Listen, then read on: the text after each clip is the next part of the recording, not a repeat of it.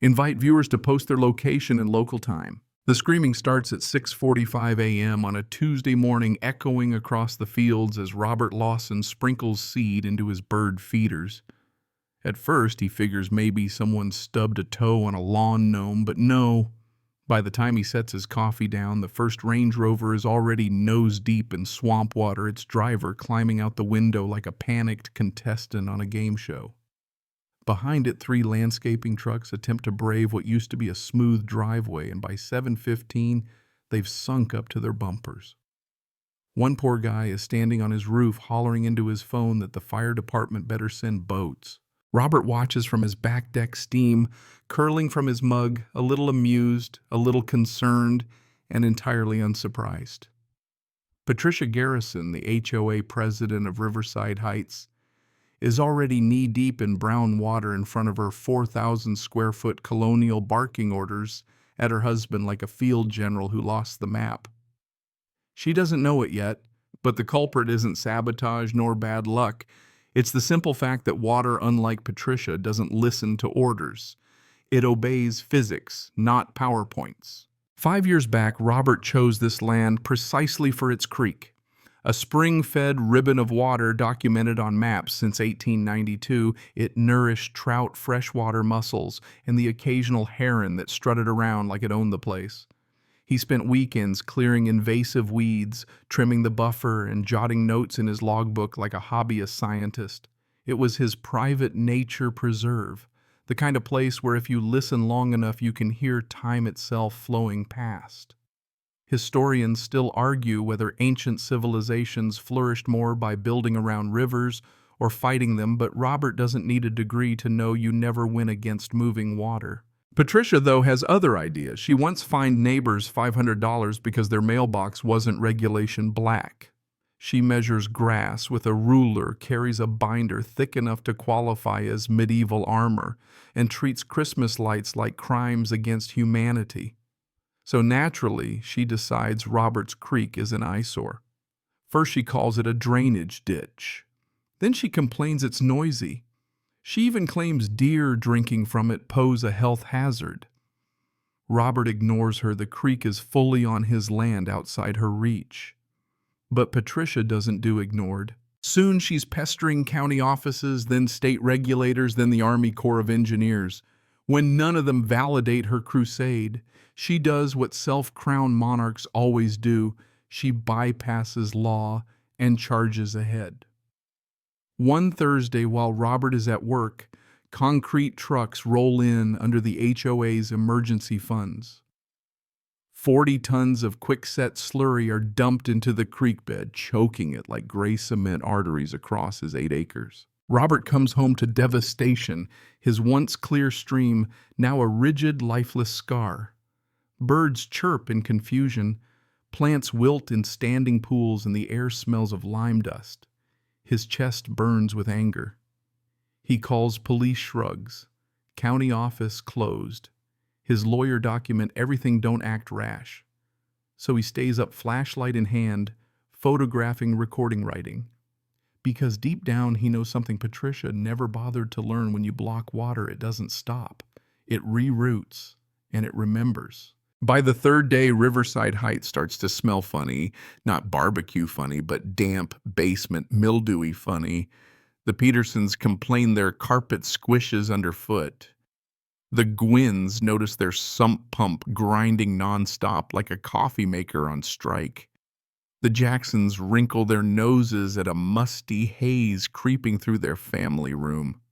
Patricia waves it all off, blaming a wet spring. Except rainfall has been below average for months, and Robert, who keeps rainfall logs like other men keep fantasy football stats, knows the truth. This isn't weather, it's physics.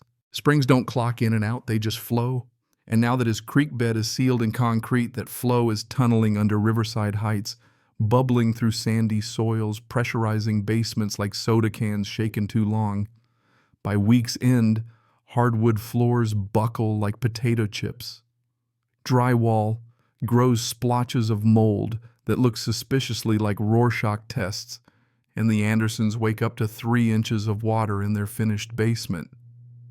Robert sips his coffee from his porch, watching the emergency HOA utopia transform into a swamp. He doesn't gloat well, maybe just a little, but mostly he documents. Every soaked carpet is proof. Patricia naturally blames Robert. At an emergency HOA meeting, she unveils a PowerPoint that could double as a conspiracy blog. She accuses him of drilling secret wells, of sabotaging drainage systems, of pumping municipal water just to flood her kingdom.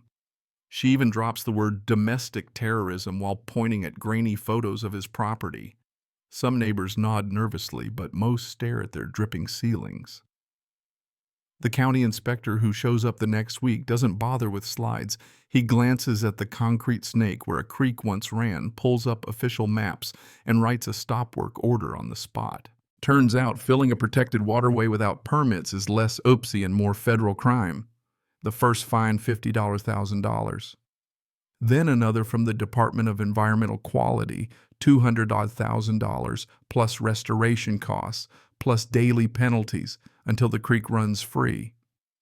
They escalate it to the state attorney general, and suddenly Patricia's binder of rule violations looks like a coloring book beside the Clean Water Act. Historians still argue whether bureaucracy is humanity's greatest curse or its sneakiest form of justice, but here it feels like divine timing. Then the Geological Survey drops the bombshell. Patricia's DIY dam didn't just block a stream, it shifted the water table. Pressure is forcing water up through lawns, through crawl spaces, through every hairline crack in Riverside Heights. Manicured backyards now resemble Everglades postcards. The million-dollar homes once propped up by her crusade for property values are worthless swamps. Insurance companies stamp them with the scarlet letter "no coverage" since its illegal modification. 6 houses are condemned outright. When the next HOA meeting convenes in a community center already smelling like pond scum, fury drowns the room. Neighbors wave invoices, inspector reports soggy photographs. They see the contractor's checks signed with HOA funds, no vote taken. Patricia insists she acted for safety. They insist she's ruined their lives. The vote to remove her is unanimous, minus her own hand trembling in defiance. The vote to sue her personally, also unanimous. As neighbors file out whispering about mortgages and lawsuits, Patricia sits alone at the folding table, binder shut, mascara running, watching her kingdom sink, literally. And outside, Robert's Creek water keeps moving, steady, unstoppable, carving new routes just as it has for more than a century. The hammer falls hard and fast. Patricia's neighbors, once loyal subjects of her HOA crusades, now line up behind lawyers like soldiers in formation. Lawsuits pile higher than her binders, over $3 million in claims. Restoration alone drains $800,000 from the HOA's reserves, forcing a special assessment on every family. Imagine paying thousands extra just to fix the damage caused by the person who fined you for leaving a wreath up past January, irony so thick you could pave a driveway with it. Specialized crews arrive with equipment designed not to worsen the mess. Jackhammers break concrete inch by inch, hauling it out like toxic fossils. Botanists reintroduce native sedges, willows, and the same trout Patricia once called pests. Robert watches with quiet satisfaction as his creek breathes again. Birds return, water clears, and the old sound of rushing water hums through his evenings. Historians still argue whether civilization's true measure is architecture or how it treats its waterways. But standing there with mud on his boots, Robert feels sure it's the latter. Patricia's personal fallout is brutal. Her husband files for divorce. Turns out she drained their joint savings to hire the contractor. Their house condemned and mold-ridden sells at a fire sale price just to cover attorney fees.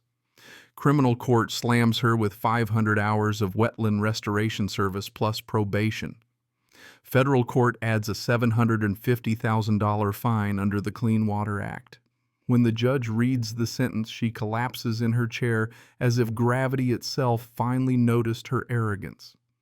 She resurfaces months later in a distant state working as a receptionist in a real estate office, ironic considering she once built her identity on protecting property values. Meanwhile, Riverside Heights disbands its HOA entirely residents, voting to never again hand unchecked power to one person. Some families never return homes abandoned like shells after a storm. Others rebuild slowly, grass greening over the scars. Robert remains tending his creek like always, watching trout flash in the current. Sometimes, former HOA board members stroll along the new public easement, pausing to chat about the weather or point out a heron. They never mention Patricia. Some silences are merciful. And on quiet mornings when Robert sips coffee and hears the water rushing, he remembers that first scream at dawn, the Range Rover sinking, the panic, the chaos. Now the only sound is birdsong and the steady murmur of a creek that outlasted Pride Concrete and the empire of one stubborn woman. The story settles like mist over the valley, drifting slower now, letting each detail soften in memory. The rushing panic of Range Rovers stuck in swamp water fades into something quieter, almost like a distant dream. Robert sits on his porch most mornings, and the creek plays its endless lullaby, threading through the stones as it has for generations. Time stretches in long breaths here, unhurried, forgiving, steady. Patricia's name is scarcely spoken anymore. She exists as a cautionary tale, not a headline. Her rise and fall are woven into the soil like a lesson etched by rain. Fight nature, and you lose. Fight truth, and you drown. Yet even that lesson eases with the seasons. The lawns regrow, the air sweetens, the mold is replaced with sunlight and the shimmer of dragonflies. What once felt like a battlefield now carries only the hush of morning dew. Neighbors walk the easement slower than they used to, pausing to notice how the light bends on the water. They nod to Robert not as subjects to a ruler, but as equals sharing a simple gift. He nods back, never gloating, never lecturing, just grateful that the creek endures. And if you stand there at twilight, the world softened in gold. You can almost forget the lawsuits, the shouting meetings, the fines stacked higher than rooftops.